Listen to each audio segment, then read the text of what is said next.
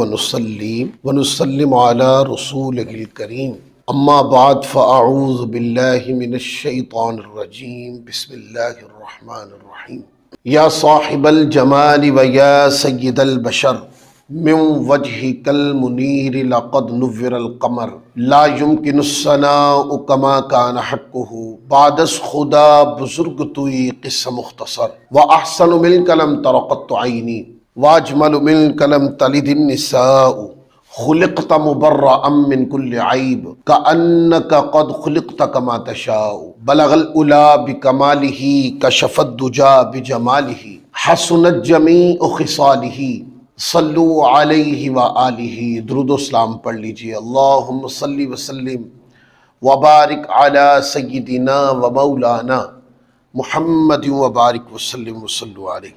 تو آج جس حدیث پاک سے ہم شروع کر رہے ہیں، اس روایت کو امام بخاری صحیح بخاری شریف میں 3 مقام پر لائے، 3616 پر، 3656 اور 5662 کے اوپر یہ روایت 3 مقام پہ بخاری میں، اس کے علاوہ اور بھی کئی کتابوں کے اندر، کہ جب بندہ بیمار ہو جائے تو اس کے پاس جانا چاہیے، اس کی تیمالداری کرنی چاہیے، اس کے کام آنا چاہیے، اور اس پریشانی کے وقت میں اس کی عیادت کرنی چاہیے، اس کے لیے دعا کرنی چاہیے۔ یہ مضمون تھا جو ہم پڑھ رہے تھے۔ تو یہ روایت ہے حضرت عبداللہ بن عباس، یہ آقا علیہ الصلوۃ والسلام کے کزن ہیں، حضرت عباس کے بیٹے، ان کو حضور نے حبر الہذہ الامہ کہا۔ روایت کرتے ہیں کہ نبی پاک صلی اللہ علیہ وآلہ وسلم ایک دیہاتی کی تیمالداری کے لیے اس کے پاس گئے، کہا کہ نبی کریم صلی اللہ علیہ وسلم جب کسی بیمار کی تیمالداری کرتے تو فرماتے اگر اللہ نے چاہا تو پاکیزگی ملے گی۔ اس دیہاتی نے کہا یہ پاکیزہ ہے؟ ہرگز نہیں، بلکہ یہ تو ابلتا ہوا یا جوش مارتا ہوا بخار ہے، بہت بوڑھے شخص پر جو اسے قبروں کی زیارت کرائے گا۔ تو نبی پاک صلی اللہ علیہ وآلہ وسلم نے فرمایا ہاں تو پھر یہی ہے۔ آقا علیہ الصلوۃ والسلام پہلی اس روایت میں پہلی بات سمجھیں کہ کوئی دیہات میں بھی بیمار ہو گیا نا، اس کے پاس کوئی عہدہ ہے یا نہیں۔ آقا علیہ الصلوۃ والسلام کی طبیعت مبارکہ کی سادگی اور حضور علیہ الصلوۃ والسلام کی ملن ساری دیکھیں آپ، کہ آقا علیہ الصلوۃ والسلام وہاں چل کے تشریف لے گئے اور اس کی عیادت فرمائی۔ اور دوسری بات آقا نے فرمایا بخار ہے نا، تو آقا نے فرمایا کہ یہ اس سے پاکیزگی ملے گی۔ کیوں؟ بخار سے گناہ جھڑتے، گناہ ختم ہوتے، تو بندہ با اعتبار بخار کے جو اللہ تعالیٰ نے گناہ مٹنے نصیب کیے ہوتے ہیں، اس اعتبار سے بندے کو پاکی ملتی ہے، تطہیر ملتی، پاکیزگی ملتی ہے۔ اس لیے آقا علیہ الصلوۃ والسلام نے فرمایا کہ اس سے تمہیں پاکیزگی ملے گی۔ تو جن کے پاس حضور گئے تھے انہوں نے کہا حضور پاکیزہ، یہ تو جوش مارتا ہوا ابلتا ہوا بخار ہے کہ جس نے میرے وجود کو تھر تھراہٹ پہ مجبور کر کے رکھ دیا ہے، میرے وجود کو توڑ دیا ہے، میں چل پھر نہیں سکتا ہوں، اپنی مرضی کا کھا نہیں سکتا ہوں۔ ان کی بات کرنے کا مقصد یہ تھا۔ تو آپ اس کو پاکیزہ کہہ رہے ہیں؟ یہ تو بخار ہے کہ جو بندے کو قبروں تک لے جاتا ہے۔ تو آقا علیہ الصلوۃ والسلام نے فرمایا، چونکہ وہ بوڑھے تھے تو حضور نے فرمایا کہ پھر بڑھاپے کے بعد پھر یہی ہوتا ہے کہ بندے قبروں میں ہی جاتے ہیں۔ تو آپ اس سے اندازہ کریں کہ آقا علیہ الصلوۃ والسلام کی سیرت طیبہ کتنے سادہ بناتی ہے بندے کو۔ آپ بڑے ہو کر بھی چھوٹوں کے ساتھ سادے انداز میں حضور علیہ الصلوۃ والسلام ملتے، اور آقا علیہ الصلوۃ والسلام چل کے تشریف لے جاتے۔ اور بتاؤ کائنات میں حضور سے بڑھ کر کوئی ہے؟ آقا سے بڑھ کے کوئی بادشاہ ہو، حضور سے بڑھ کر کسی کا مقام ہو؟ نہ کسی کا مقام ہے، نہ حضور سے بڑھ کر مخلوق میں۔ یہی مخلوق کے شہنشاہ ہیں، یہی مخلوق کے سلطان ہیں، اور یہی سب کے حکمران، اور انہی کی سلطنت میں سارے رہتے ہیں۔ لیکن حضور کی سادگی دیکھیں، آقا چل کے گئے اور جا کے تیمالداری فرمائی۔ اور چونکہ یہ والا جو جملہ تھا، یہ جو بیمار بندہ، اس کے لیے حوصلہ افزا جملہ تھا کہ یہ بخار ہے، حضور حوصلہ دیتے ہوئے فرمایا اس سے پاکیزگی ملتی۔ حدیث پاک کی اس جزئیے سے یہ بات سمجھ آتی ہے کہ جب آپ کسی بیمار کے پاس جائیں تو وہاں جا کر حوصلہ دینے کی بات کرتے ہیں، جس کے ساتھ اس کا صبر بڑھے اور بخار کو یا بیماری کو برداشت کرنے کی سکت پیدا ہو۔ وہاں جا کر اس طرح کا کلام نہیں کرنا کہ سننے والا بندہ جو ہے وہ دلی ہار بیٹھے، اس کو اپنے لفظوں میں قبروں تک نہیں پہنچانا ہے، اس کو امنگ دینی ہے کہ نیکیوں کے ساتھ پھر دوبارہ صحت یاب ہوں گے، اس کو نیکی کے کام کرنے کی، صبر بخار پہ صبر کرنے کی، اس طرح کی باتیں کرنی تاکہ اس کا صبر بڑھے اور اس کا حوصلہ بڑھے۔ یہ سنت طیبہ، یہ آقا علیہ الصلوۃ والسلام کی سیرت طیبہ یہ سکھاتی ہے۔ حضرت نافع سے روایت ہے، کہتے ہیں حضرت عبداللہ بن عمر رضی اللہ تعالی عنہما جب کسی بیمار کی تیمارداری کے لیے جاتے تو اس سے پوچھتے وہ کیسے ہیں، پس جب اس کے پاس کھڑے ہو جاتے تو کہتے اللہ تعالیٰ تیرے لیے بہتری فرمائے اور اس پر کوئی اضافہ نہ کرتے، یعنی بات کرتے تو پوزیٹیو اینگل پہ بات کرتے۔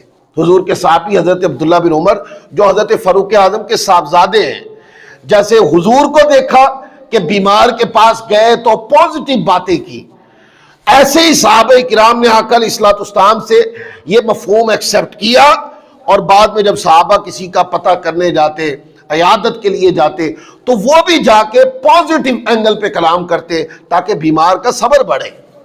سیرت طیبہ یہ ہے۔ بعض مرتبہ کچھ لوگ ایسے بھی ہوتے ہیں نا کہ جو زخم بھی لگاتے ہیں اور پھر آ کے تیمارداریاں بھی کرتے ہیں، یہ اس تناظر میں روایت آئی ہے۔ کچھ لوگ ایسے ہوتے ہیں جو زخم بھی لگاتے ہیں اور پھر اپنے آپ کو اچھا بتانے کے لیے وہ آ کے عیادت بھی کرتے ہیں اور اعانت بھی کرتے ہیں، مسکراہٹوں کے تبادلے بھی کرتے ہیں، لیکن ہوتے اندر سے چور ہیں۔ تو اس تناظر میں یہ روایت ہے۔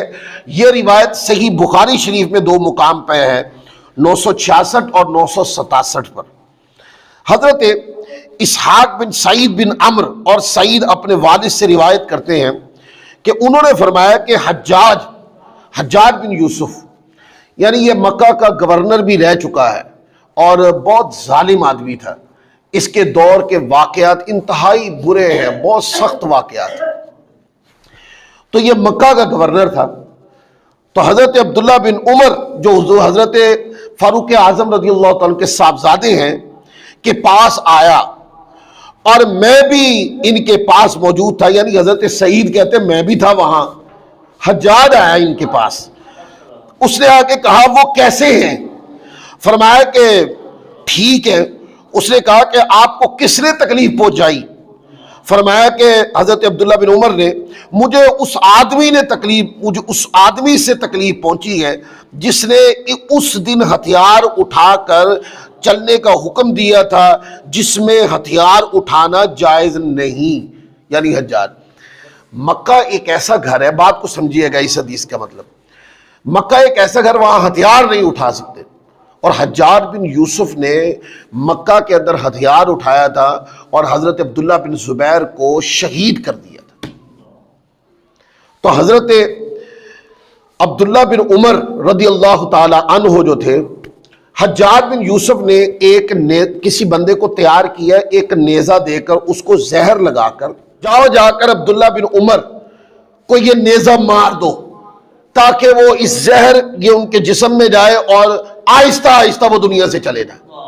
وہ ظالم تھا، جب ظلم کرتا یہ صحابہ سامنے آ جاتے، اور یہ صحابہ کرام جو تھے لوگ ان کے گرد رہتے تھے، لوگ ان کے پاس بیٹھتے تھے، ان کا روحانی علمی اثر و رسوخ بہت زیادہ تھا، لوگ صحابی ہونے کے ناطے بھی عزت کرتے اور صاحب علم ہونے کے ناطے بھی عزت کرتے، اور پھر خلیفہ دوم حضرت فاروق اعظم رضی اللہ عنہ کی نسبت سے بھی عزت کرتے۔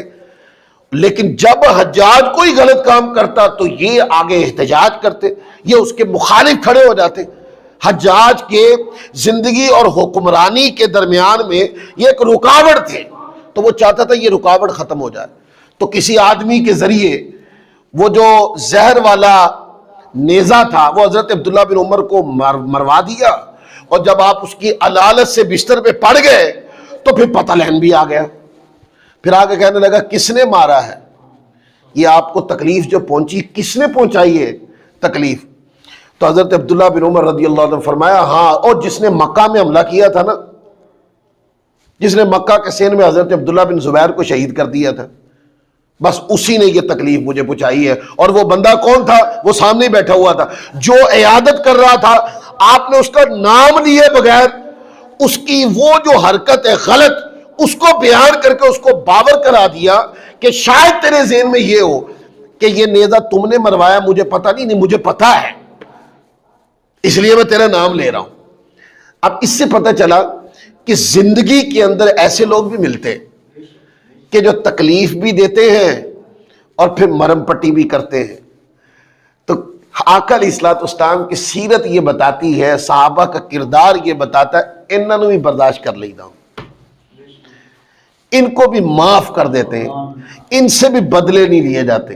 زندگی کے سانس تھوڑے ہیں، انہوں نے جو کیا وہ غلط کیا، معلوم نہیں رب ان کو توفیق دے معافی کی کہ نہ دے، وہ اللہ کی نظر میں کیسے ہیں، ان کے اعمال کیسے ہیں، اللہ تبارک و تعالیٰ کی رحمت اور اللہ کی خفیہ تدبیر ان کے بارے میں کیا ہے، یہ ایک الگ سبجیکٹ ہے۔ لیکن انہوں نے جو ہمیں تکلیف دی، کتنی بڑی تکلیف ہے کہ کوئی بندہ تکلیف بھی دیتا ہو اور آپ کو پتہ ہے یہی تکلیف دیتا ہے، پھر وہ آتا ہے آ کے مرم پٹی بھی کرتا ہے، تو یہ آپ کی زندگی کے ساتھ کتنا بڑا مذاق ہے وہ جو کرتا ہے، لیکن آپ اس کو معاف کر دیتے ہیں تو اللہ کو یہ ادا معاف کر دینے والی بڑی پسند ہے۔ تو بتایا یہ گیا کہ زندگی میں ایسے لوگ بھی آئے، تو بڑے لوگ وہ ہوتے ہیں جو درگزر کر دیتے ہیں، بڑے لوگ اللہ کو پسند وہ لوگ ہیں جو معاف کر دیتے ہیں، کیونکہ اگر آپ معاف کریں گے تو آپ اپنی آخرت کے لیے کریں گے نا، اللہ کی خوشنودی کے لیے کریں گے، تو جس نے اللہ کی خوشنودی کی لالچ کی اس کو اللہ کی خوشنودی مل کے رہتی ہے۔ اور اس کا عمومی مفہوم اس حدیث پاک یہ ہے کہ زندگی کی جتنی بھی تلخ چیزیں، کوئی ذات ہے، کوئی بات ہے، کوئی چیز ہے، کوئی آواز ہے، کوئی سانس ہے، کوئی کریکٹر ہے، وہ جتنا بھی تلخ ہے آپ کی زندگی کے اندر، وہ آپ کو جتنی بھی تکلیف دیتا ہے اس کو برداشت کریں اور اس کو معاف کر دیں۔ یہ حضور علیہ الصلوۃ والسلام کی سیرت طیبہ کا اتنا بڑا سبق ہے کہ بندہ اس تسبیح کو پڑھتا رہے اپنی زندگی گزار دے، اس کے لیے بخشش کے لیے یہی کافی۔ لوگ نا جو صبر کرتے ہیں نا، لوگ اس کو سمجھتے ہیں کہ یہ بزدل ہے، تو شاید اس وجہ سے بھی صبر کرنے والے کہتے ہیں نہیں اس کو جواب دیں گے تو اس کو پتہ چلے گا نا، نہیں اس کو پتہ ہے آپ کے جواب دینے کے بعد آپ کی سوائے بے صبری کے اور کسی چیز کا اظہار نہیں ہونا، اس کو پتہ ہے وہ غلط ہے، اس کو یہ بھی پتہ ہے، اس کی تنہائیاں اس کو نوچتی ہیں کہ تم غلط ہو، لیکن وہ الگ بات ہے کہ وہ اپنی غلطی کو درست نہیں کر رہا، کیا رب نے اس کو ڈھیل تو نہیں دے رکھی اس کی کثرت گناہ کی وجہ سے؟ لہذا اس کا جو رب کا معاملہ ہے میں اس طرف نہیں جاتا، میں نے کیا کرنا ہے، میں نے یہ سوچنا ہے۔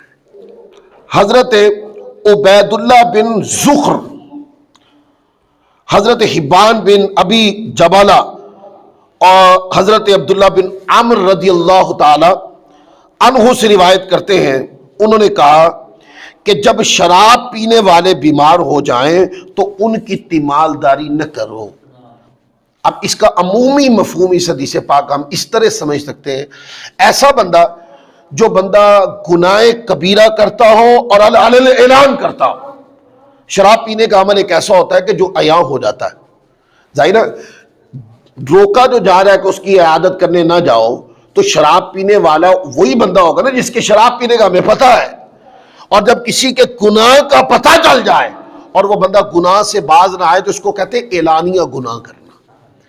لہذا کوئی بندہ اعلانیہ گناہ کرے، کبیرہ گناہ کرے اعلانیہ، تو فرمایا کہ اس کی جا کے تیمالداری عیادت نہ کرو، اور یہ آپ کا نہ جانا اس بات کی مذمت کرتا ہے کہ تم اعلانیہ گناہ کیوں کرتے ہو، تاکہ اس کو اپنے گناہ پہ شرم آئے۔ دیکھیں بندے گناہگار ہوتے ہیں، بعض لوگ گناہگار ہوتے ہیں، گناہ ہو گیا نا وہ پشیمان ہو جاتے ہیں، وہ فکر میں آ جاتے ہیں، وہ شب و روز رب کی بارگاہ میں گڑ گڑا کر اپنے گناہوں کی معافی مانگتے رہتے ہیں۔ جو گناہ ہو گیا اب وہ دوبارہ نہیں کرنا چاہتے۔ ایک مزاج ہے ایسا، ایک مزاج ہے کہ میں نے 10 دفعہ منع کرو میں لازمی کروں گا۔ اس کو کہتے ہیں اعلانیہ گناہ، اس کو کہتے ہیں اڑ جانا گناہ پر۔ ایک بندہ ہے، اس نے شراب پی اور اس کو پتہ چلا کسی نے سکھایا کہ بھی یہ تو حرام ہے، اللہ رسول نے پسند نہیں کی، اس کو تو قرآن مجید نے حرام قرار دیا ہے، لہذا یہ نہ پیا کرو۔ وہ ڈر گیا اور اس نے پینا بند کر دی، لہذا یہ اس کے باب میں نہیں آئی۔ وہ جو اعلانیہ تکرار کے ساتھ گناہ کرتا ہے اور ترک نہیں کر رہا اپنے شراب پینے کے عمل کو، فرمایا تو پھر اس کی مذمت کرو اپنے عمل سے، اس کی عادت کرنے نہ جاؤ۔ اس کو بیمار کیا کس چیز نے؟ اب اس پہ سوچے، اس کو بیمار اسی شراب نہیں کیا ہے نا جس کو قرآن نے حرام قرار دیا ہے، لہذا اب اس کی عیادت کرنے جانا درست نہیں۔ بعض مرتبہ ایسا بھی ہوتا ہے، آپ کسی شرابی کی عیادت کرنے کے لیے چلے گئے نا تو وہ محلے میں پہلے ہی برا مشہور ہوتا ہے، تو جب آپ جاتے ہیں تو لوگوں کو تو اس بات کا علم نہیں ہے نا کہ یہ بیمار اور بیمار پرسی کرنے آئے ہیں، لوگ اس سے کوئی اور ہی غلط مفہوم گھڑ لیتے ہیں۔ لوگ کہتے ہیں لو جی انہوں بھی شروع ہو گئے نا، یہ بھی ساتھ گٹھ مٹ شروع ہو گئی ہے، ابھی گٹھ مٹ شروع ہوئی ہے، کچھ دنوں کے بعد اس کے ہاتھ میں ہی بوتل ہوگی۔ تو بدگمانی سے بھی لوگ بچے۔ ہاں جب وہ توبہ کر لے، اور جب کوئی بندہ اپنے اعلانیہ گناہ کی توبہ کرے گا تو وہ توبہ بھی اعلانیہ ہی کرے گا۔ ایک مثال ہے، کوئی بندہ شراب پیتا ہے تو لوگوں کو پتا ہے، تو پھر وہ ایسے چند محلے داروں کے پاس آئے جو معزز ہوں، اپنے دوستوں کے پاس، کہ یار لوگوں کو بتا دو میں نے یہ گناہ چھوڑ دیا ہے، یہ اعلانیہ توبہ ہو گئی، اب اس کے بعد نہ کرے۔ لیکن جب تک وہ کر رہا ہے اس کی عیادت کرنے کے لیے جانا نہیں چاہیے، یہ سکھایا ہمیں۔ حضرت حارث بن عبید اللہ انصاری رضی اللہ تعالیٰ عنہ بیان کرتے ہیں کہ میں نے حضرت ام دردہ رضی اللہ تعالیٰ عنہ کو ایک کجاوے پر دیکھا جو لکڑیوں کا تھا، اس پر کوئی پردہ نہیں تھا، وہ اہل مسجد کے ایک انصاری شخص کی تیمارداری کے لیے آئیں۔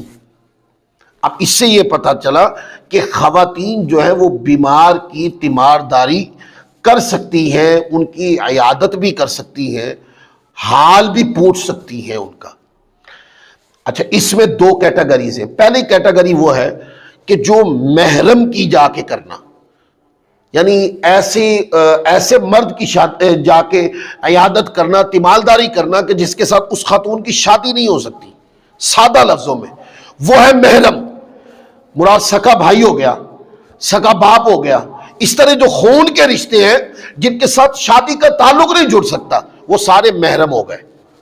اچھا، وہاں پر تو وہ جا سکتے ہیں، لیکن دوسری رشتہ داری جو غیر محرم ہے وہ بغیر حجاب کے عیادت کرنا جائز نہیں ہے۔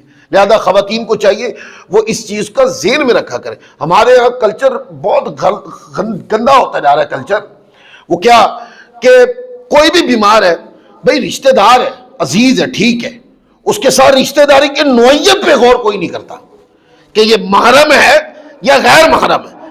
اگر محرم ہے تو آپ بغیر حجاب کے ان کے سامنے چلی بھی گئی تو گناہگار نہیں ہوں گی، اور اگر غیر محرم ہے تو اس کے سامنے بغیر حجاب کے جانا یہ سخت گناہ کبیرہ ہے۔ ہماری خواتین اس کو نہیں سمجھتی۔ ڈائریکٹ قریبی خونی رشتہ تو دور کی بات ہے، ہمارے رشتے کے آگے 2 رشتوں کا کوئی بندہ بیمار ہے اور عیادت کرنے جانا ہے فلاں نے، تو وہ کہتا تم بھی میرے ساتھ چلو، یہ دونوں عیادت کرنے گئی ہیں وہاں پہ، اور ان کا ان کے ساتھ ڈائریکٹ تعلق بھی کوئی نہیں۔ اس طرح کی کافی ساری چیزیں ہیں جس کو ٹھیک کرنا چاہیے، ہماری خواتین کو چاہیے وہ اس کا اہتمام کریں۔ یہ ساری چیزیں گناہ میں شمار ہوتی ہیں۔ اور اسی طرح مردوں کو بھی چاہیے کہ جب مرد کسی کی عیادت کے لیے، تیمارداری کے لیے، مدد کے لیے گئے ہیں تو انہوں نے یہ دیکھنا ہے کہ میں جس خاتون کے پاس گیا ہوں یہ محرم ہے، بیٹی ہے میری، بیوی ہے میری، ماں ہے میری خالہ ہے، یعنی خون کا رشتہ ہے میرا، تو پھر تو ٹھیک ہے، پھر تو وہ ماں ہے۔ اور اگر آپ ایسی خاتون کے پاس گئے ہیں تیمارداری کرنے کے لیے یا عیادت کرنے کے لیے جو خاتون غیر محرم ہے، تو پھر ہم اس کو بغیر حجاب کے جا کے دیکھ کیسے رہیں؟ اس کے لیے اتنا ہی کافی تھا کہ کسی کے ذریعے سے پوچھ لیتے، کہ ان سے کہنا کہ ادھر سے بھی پوچھا گیا ہے کہ آپ کی صحت کیسی ہے۔ حیا کے جب سے پردے اٹھا دیے نا، خدا کی قسم اب تو تربیت کرنے سے بھی نہیں ہو رہی۔ لوگ سمجھتے ہیں کہ جڑے پردے دا اہتمام کرتے ہیں تو سیدھے لوگ نے، نہیں، وہ ٹھیک تھے، وہ جو سیدھے تھے نا وہ ٹھیک تھے، جو آج بھی گھر میں آئے۔ آپ کو پتا آپ ایسے گھر میں آنے لگے جس گھر میں محرم اور غیر محرم دونوں ہی ہیں، تو آپ دیکھیں پرانے بزرگوں کا ایک طریقہ تھا، وہ کھروڑا مارتے ہوتے تھے۔ جیسے انہوں نے دروازے میں داخل ہونا ہے تو ایک آواز اپنے منہ سے نکالنی کہ جس سے احساس ہو جائے گھر والوں کو کہ بھئی کوئی آنے والا آ رہا ہے اور وہ فلاں ہے، ٹھیک ہے۔ اتنی دیر تک گھر کا جو سیٹ اپ ہے، جو طریقہ کار ہے، جس نے پردہ کرنا ہے وہ کر لے، لیکن اب وہ دور ختم ہو گیا۔ تو جب سے حیا کے پیمانے ختم ہوتے جا رہے ہیں تب سے مسائل بڑھتے جا رہے ہیں، گناہ بڑھتے جا رہے ہیں، رسوائیاں بڑھتی جا رہی ہیں، ذلت بڑھتی جا رہی ہیں۔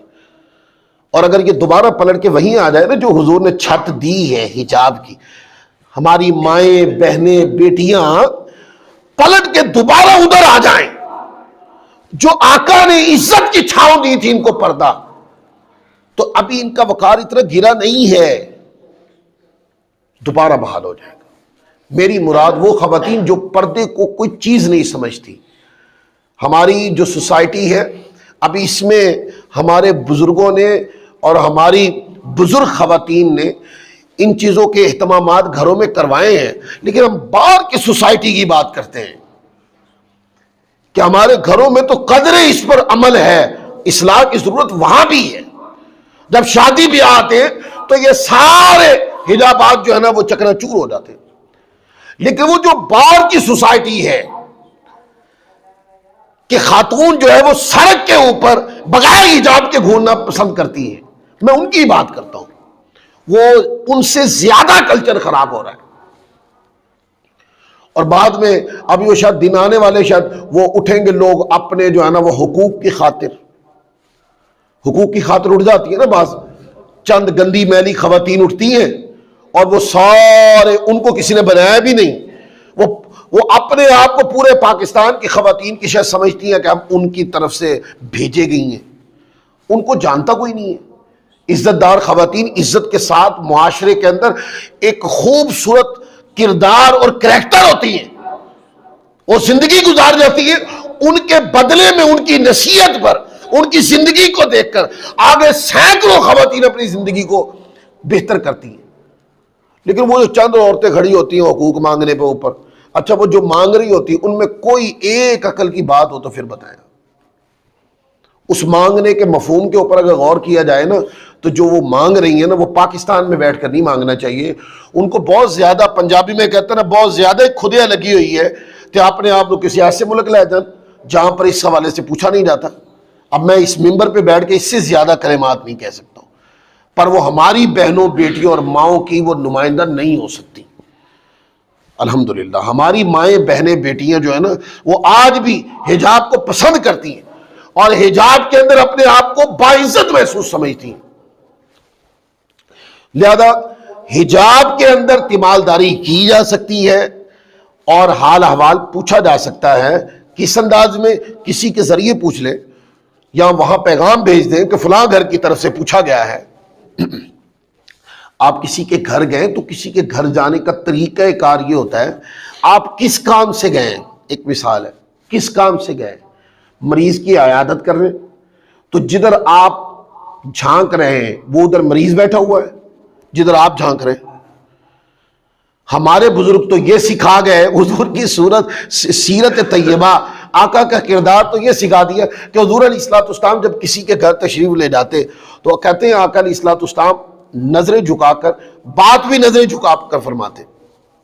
حضور صاحب شریعت ہیں.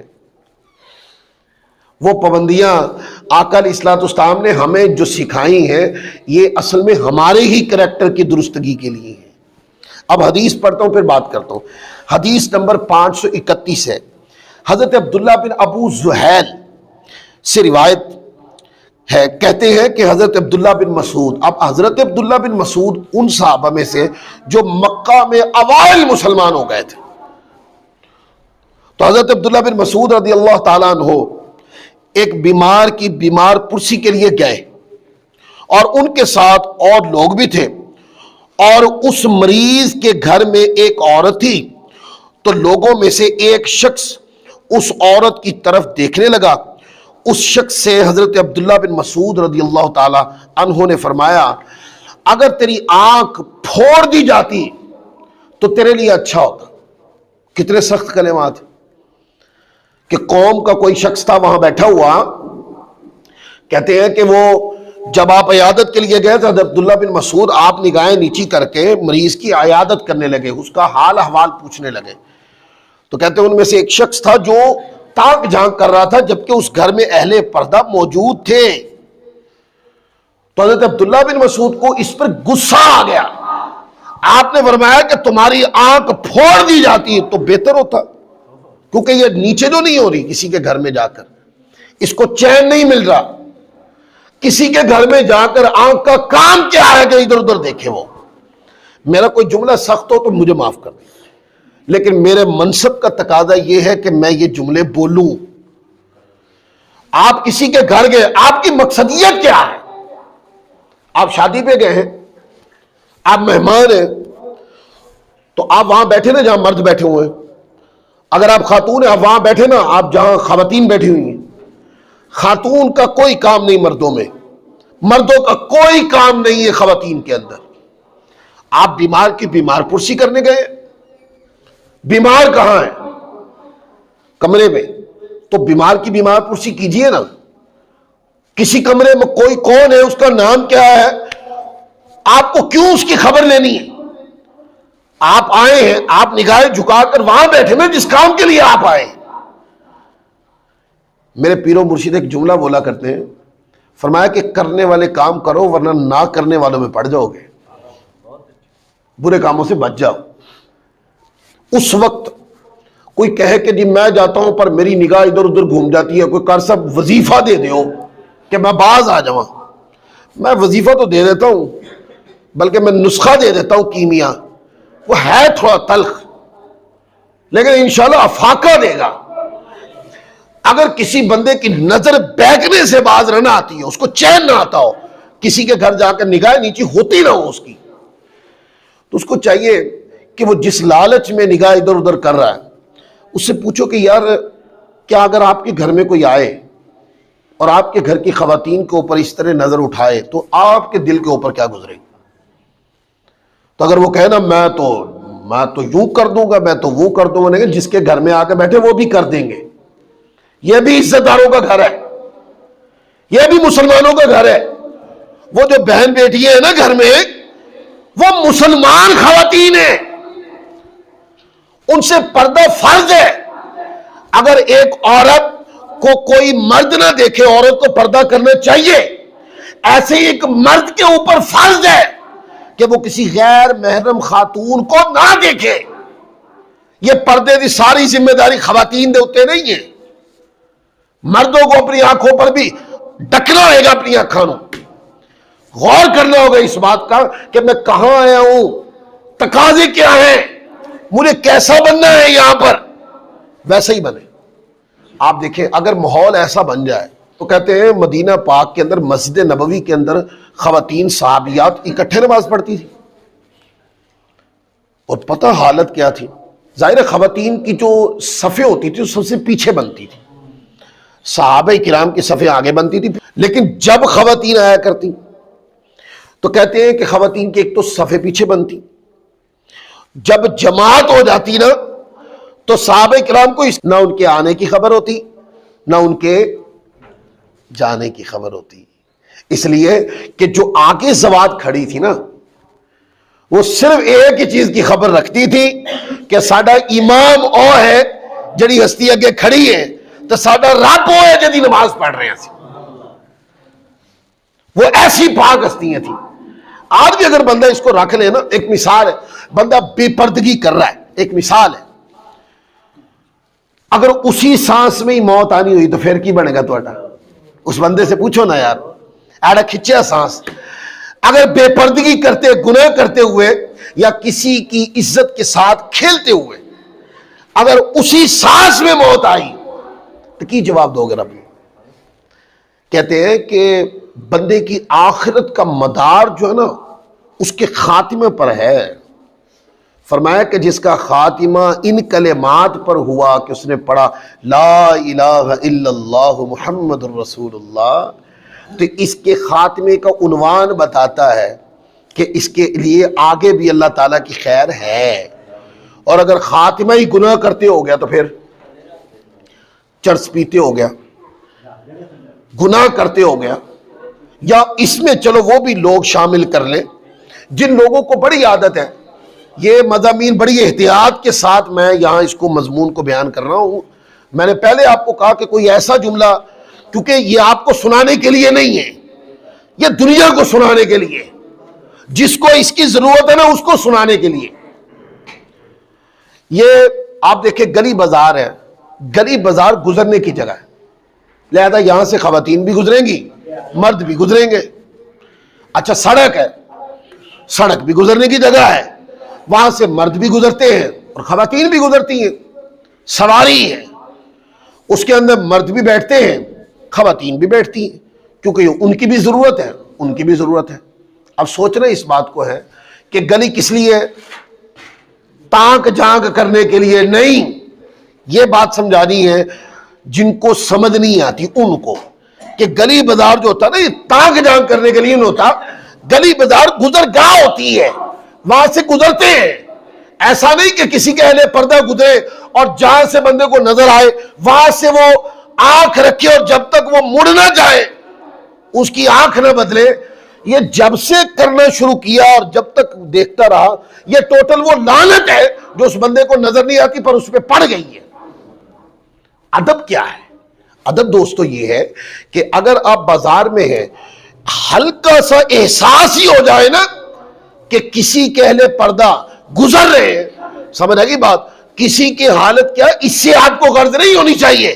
غرض یہ ہونی چاہیے میں نے کیا کرنا ہے، میں نے یہ کرنا ہے، میں نے نگاہ نیچی رکھنی ہے. میں کسی اور سمت مڑ جاتا ہوں، میں کسی نگاہ نیچی کر لیتا ہوں. اگر آپ نے اہل پردہ کے آنے پر نگاہ نیچی کی تو یہ صرف آپ نے اپنے آپ کو گناہ سے نہیں فقط بچایا بلکہ ان خواتین کا احترام بھی کیا. اسلامی معاشرے کے اندر آپ نے ایک نئی ریت ڈالی ہے، حضور کی سنت پہ عمل کیا، ثواب بھی پائیں گے. لہذا یہ عادتیں بچپن سے ہی بچوں کو سکھائی جانی چاہیے. جوائنٹ فیملیز ہوتی ہیں، آپ دیکھیں نا وہاں پر اس کی ریہرسل کروائیں. جو سنگل فیملیز ہوتی ہیں وہاں پر اس کے مواقع کم ہوتے ہیں کیونکہ تمام ہی محرم ہوتے ہیں. جو جوائنٹ فیملیز ہوتی ہیں وہاں پر اس طرح کے معاملات تو بچوں کی بہت چھوٹی عمر میں ہی اس کے اوپر تربیت شروع کر دیں. مطلب ایک مثال ہے، 3-4 بھائی اکٹھے رہتے ہیں، اب بیٹے بھی ہیں بیٹیاں بھی ہیں سارے بہن بھائیوں کی. یہ بہت چھوٹی عمر سے یہ بات سکھائی جائے کہ جو بیٹے ہیں وہ بیٹوں کے ساتھ کھیلتے ہیں، جو بیٹیاں ہیں وہ بیٹیوں کے ساتھ کھیلتی ہیں. جب آپ یہ بات بہت چھوٹی عمر سے سکھائیں گے نا تو وہ بہت چھوٹی عمر میں ان حیا کے پیمانوں کو پا جائیں گی جو آپ سکھانا چاہتے ہیں. اور جبکہ معاشرے میں ایسی تصویریں دیکھی گئیں، ایسے حالات و واقعات دیکھے گئے کہ بڑا ہونے کے بعد بھی گھر والے آپس میں دیکھیں، چچا زاد جو کزن یا لڑکا ہو یا لڑکی وہ غیر محرم ہے، تایا زاد ہو، خالو زاد ہو، پھپھو زاد ہو، یہ جتنے بھی ہیں یہ سارے غیر محرم ہیں آپس میں. غیر محرم کا میں نے آپ کو بتا دیا، جس بیٹے اور بیٹی کے آپس میں شادی ہو سکتی ہے نا وہ غیر محرم ہے، وہ آپس میں پردہ کریں گے ایک دوسرے سے. لیکن جو لوگ کنٹرول کرنے میں کامیاب ہو گئے ان کے گھروں کا ماحول دیکھیں، ان کے گھروں میں نماز پڑھنے کے لیے کہنا نہیں پڑتا، وہ آٹومیٹکلی ماحول بن گیا. وہ انہوں نے اپنے گھر میں نیکی کو رواج دیا تو اللہ تبارک و تعالیٰ عز و جل نے وہ ساری برکتیں ان بچوں پر نازل کر دی. کہتے ہیں بچے بات نہیں مانتے. جب بندہ اپنے گھر کے اندر اچھی تربیت کا اہتمام کرتا ہے تو آٹومیٹکلی دل اس طرف مڑتے جاتے ہیں, احترام ماں باپ کا بڑھتا جاتا ہے. آپ دیکھیں نا, بچے ہیں چھوٹے, چھوٹی عمر میں ان کو سکھائیں گے تو ان کے دماغ میں سوال پیدا نہیں ہوگا کہ مجھے کیوں کہہ رہے, کہ ان سے بات نہیں کرنی, ان کے ساتھ نہیں کھیلنا. اس کیوں کا سوال نہیں کریں گے بچے. جب آپ بڑا ہونے کے بعد کہیں گے نا کہ ایسا نہیں, تو پھر وہ ایک مشکوک سوال پیدا ہوگا جس کا آپ بھی جواب نہیں دینا چاہیں گے اور وہ سوال اس کے دماغ سے بھی نہیں نکلے گا. تو اس سے پہلے کہ وہ سوال بچوں میں جنم لے, اس سوال پیدا ہونے سے پہلے منع کریں, ایک کلچر پیدا کر دیں کہ نہیں بیٹے بیٹیاں بیٹیوں کے ساتھ کھیلتی ہیں, بیٹے بیٹوں کے ساتھ کھیلتے ہیں, ٹھیک ہے نا. وہ چھوٹی عمر سے بچوں کی تربیت ہوتے ہوتے بڑی عمر میں آ کے وہ ایسے ہی ہو جاتے ہیں. پھر آخری حدیث ہے, اس کے اوپر آج ہم بات کو اختتام کر دیں گے. حضرت ابو اسحاق سے روایت ہے, فرماتے ہیں کہ میں نے حضرت زید بن ارقم رضی اللہ تعالی عنہ کو فرماتے سنا کہ میری آنکھ دکھ گئی تو نبی کریم صلی اللہ علیہ وآلہ وسلم نے میری عیادت کی. پھر ارشاد فرمایا, اے زید اگر تیری آنکھ میں وہ تکلیف رہتی تو تو کیا کرتا؟ تو انہوں نے کہا میں صبر کرتا اور ثواب کی امید رکھتا. یہ جملے ذہن میں رکھ لیں, آقا میں صبر کرتا اور ثواب کی امید رکھ. حضور نے پھر جملے دہرائے. آقا علیہ الصلوۃ والسلام نے فرمایا اگر تیری آنکھ میں تکلیف رہتی پھر تو صبر کرتا اور ثواب کی امید کرتا تو تیرے لیے اس کا ثواب جنت ہوتا. یعنی اشارہ اس طرف ہے کہ اے زید بن ارقم ابھی تو آنکھ دکھ رہی ہے نا, پر نظر آتا ہے. اگر تیری آنکھ ہی نہ ہوتی اور آنکھ ہی ضائع ہو جاتی تو بتاؤ پھر تم کیا کرتے؟ وہ صحابی رسول سے عرض کی یا رسول اللہ میں صبر کرتا. فرمایا کہ اگر تم صبر کرتے اور ثواب کی امید کرتے تو ثواب کا عنوان جنت ہوتا. تو بتایا یہ گیا کہ بیماری ایک ایسی چیز ہے, جب بیماری آ جائے نا تو بعض مرتبہ ہماری بیجا آہو بقا بیماری کو بڑھا دیتی ہے. اور اگر بندہ صبر کرے کہ یار بیماری آئی, اس کا عنوان جو بھی ہے یہ بیماری رب کے بھیجنے سے ہی آئی ہے نا, اور بیماری جو ہے گناہ اس سے دھلتے ہیں. تو میرے رب نے اگر میرے اوپر بیماری بھیجی ہے جس سے میرے گناہ دھل رہے ہیں تو میں رب کی رضا کے لیے صبر کروں, اس کے اوپر تلخی میں نہیں آؤں گا. ہاں اللہ تبارک و تعالیٰ عز و جل کی خوشنودی کے لیے کہ میں صحت یاب ہو جاؤں, پھر میں زیادہ ڈٹ کے عبادت کر سکتا ہوں, تو میں صحت یابی کے لیے دوائی بھی کھاؤں گا, میں معالج کے پاس بھی جاؤں گا, میں ڈاکٹر کے پاس بھی جاؤں گا.